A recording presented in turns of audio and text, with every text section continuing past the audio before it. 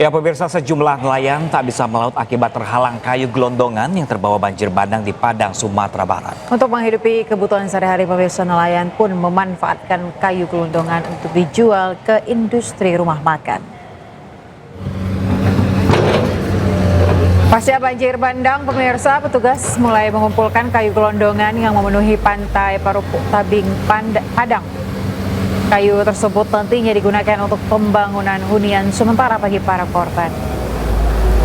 Sementara gara-gara laut penuh dengan kayu, nelayan mengaku sulit melaut hingga 1 bulan terakhir. Sebagai pengganti mata pencarian sementara, para nelayan pun memanfaatkan kayu gelondongan tersebut untuk dijual sebagai kayu bakar kepada industri rumah makan. Hasil jualan inilah untuk memenuhi kebutuhan sehari-hari para nelayan.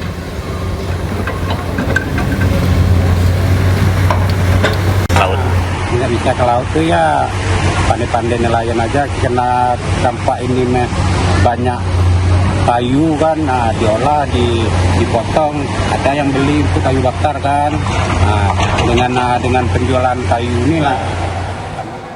Ya pemirsa, pasca banjir bandang dan longsor, aliran listrik masih padam di sejumlah wilayah di Kabupaten Gayo Luwes, Aceh. Ya pemirsa, saat malam tiba gelap menyelimuti jalan utama hingga permukiman warga.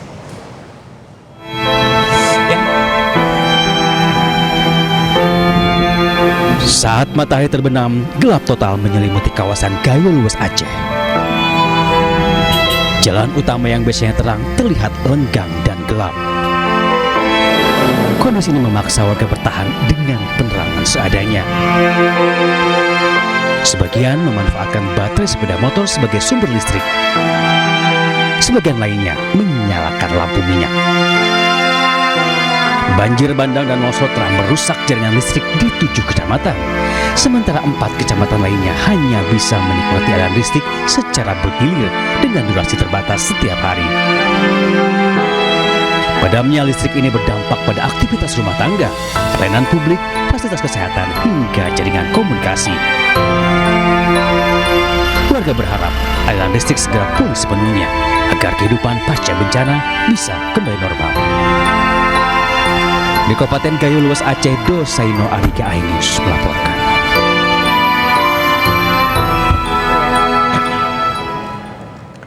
Pemirsa, air banjir Aceh Tamiang mendadak menjadi sorotan publik setelah muncul dugaan adanya solar di permukaan banjir. Ya, fenomena tak biasa ini viral di media sosial yang memunculkan pertanyaan besar dari mana asal solar tersebut.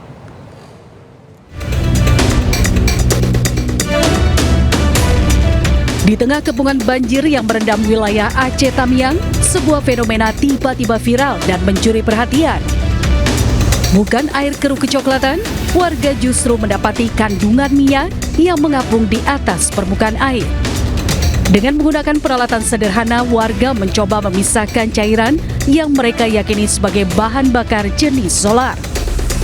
Meski mengundang rasa penasaran warganet, asal-usul minyak yang diduga solar tersebut masih menjadi misteri.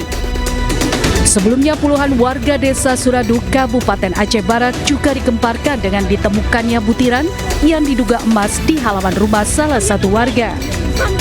Fenomena ini memicu warga lainnya datang ke lokasi untuk berburu emas dengan mendulang pasir dan air secara manual. Salah satu warga bahkan menunjukkan butiran kecil berwarna kuning berkilau dari telapak tangan yang diyakini sebagai butiran emas. Tim Liputan iNews melaporkan. Ya pemirsa, pemulihan pasca bencana banjir Sumatera Barat, Sumatera Utara, dan Aceh terus dilakukan pemerintah, TNI Polri, warga bersama warga. Ya, progres pemulihan diprioritaskan jalan nasional untuk memulihkan mobilitas masyarakat serta mendukung distribusi logistik terhadap warga terdampak bencana banjir dan tanah longsor.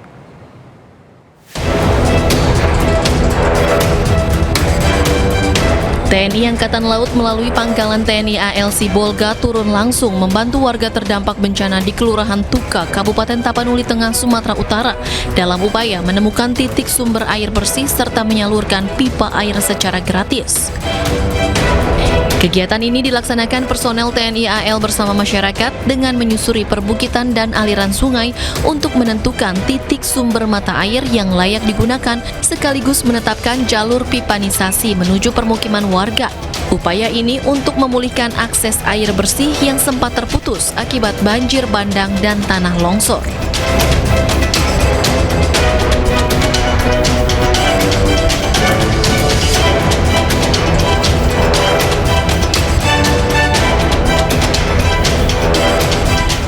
Sementara di Sumatera Barat, progres pemulihan tahap awal Jalan Nasional Lintas Padang Bukit Tinggi di kawasan Lembah Anai yang terputus akibat banjir bandang akhir November 2025 hampir rampung sepenuhnya. Proyek ini menjadi prioritas pemerintah pusat karena jalur Lembah Anai merupakan akses strategis penghubung Kota Padang dan Bukit Tinggi, serta untuk memulihkan mobilitas masyarakat dan mendukung distribusi logistik terutama menjelang akhir tahun. Kepala Balai Pelaksana Jalan Nasional Wilayah Sumatera Barat menegaskan pekerjaan lanjutan ditargetkan selesai paling lambat Juli 2026 sekaligus mengembalikan konektivitas vital antar wilayah. Selain itu, akibat dari banjir bandang yang menerjang Kabupaten Gayo Lues membuat sejumlah akses jalan dan jembatan penghubung terputus. Hal ini mengakibatkan terhentinya alat transportasi dan membuat warga kesulitan mendapatkan gas LPG untuk memasak di Desa Berhut, Kecamatan Terangut. Sejak banjir bandang di Kabupaten Gayo Lues, Aceh pada Rabu 26 November 2025 lalu melumpuhkan ekonomi bahkan kehidupan sosial di tengah masyarakat. Warga harus memasak menggunakan kayu. Selain itu, warga juga mengeluhkan penerangan yang hingga kini belum dapat dirasakan sejak banjir bandang yang menimpa wilayah ini. Tim Liputan iNews melaporkan. Hai. Oh, belum.